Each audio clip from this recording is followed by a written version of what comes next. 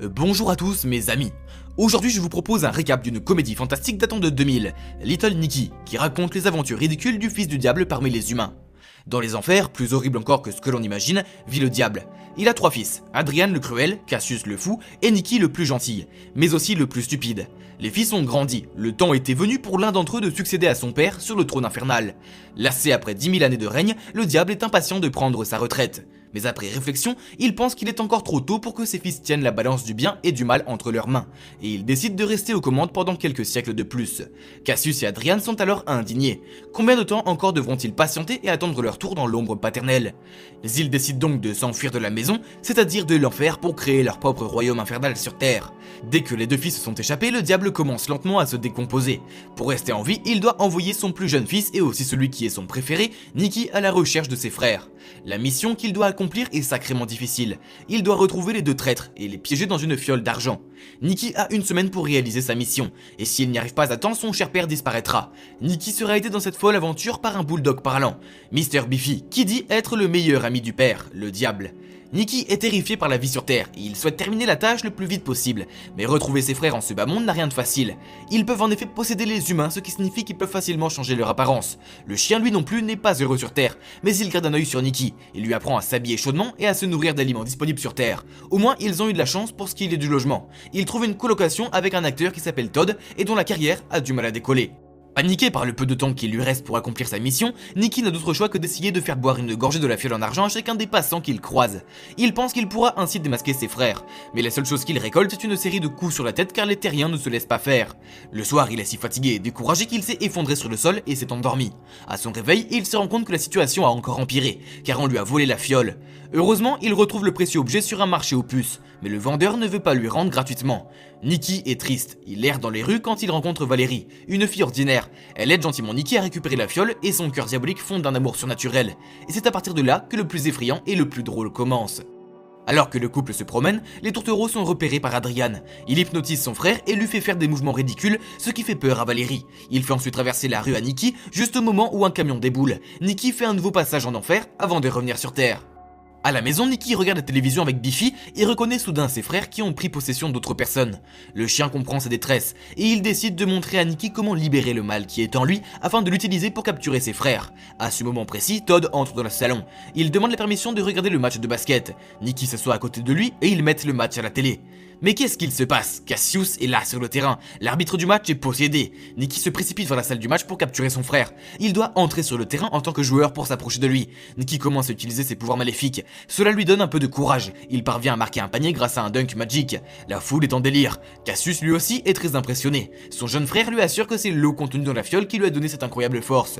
Cassius est impatient de lui aussi goûter à cette eau magique. Et voilà, il est aspiré dans la fiole en argent. Impressionné par les talents de Nicky, John et Peter deviennent ses fans. Après le match, Nicky invite ses nouveaux fans dans son appartement. Il leur présente Todd et Biffy et ils font tous connaissance. Ils s'amusent bien tous ensemble comme des amis de longue date. Les garçons conseillent à Nicky de retrouver Valérie et de s'excuser auprès d'elle. Il hésite longuement mais ses sentiments prennent le dessus.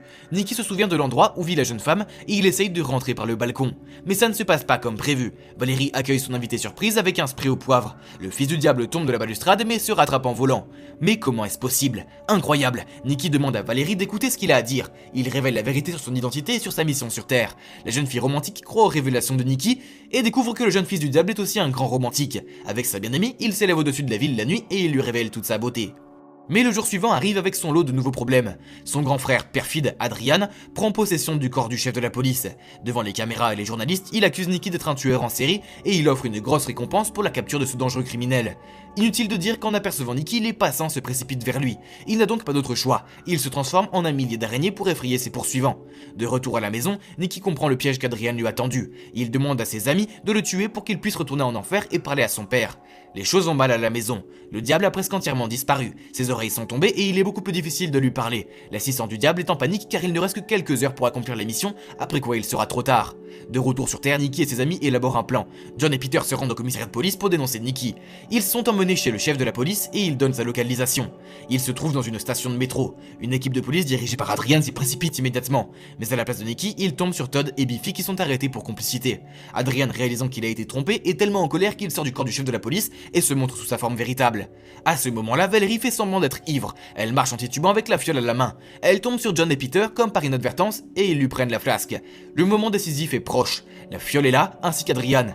Il manque juste un petit coup de pouce du destin. Les amis s'approchent du fils du diable tellement rusé. Ils savent que son pouvoir d'hypnose est puissant. Adrian regarde attentivement les deux amis. Peter semble un peu mal à l'aise alors que John est parfaitement calme.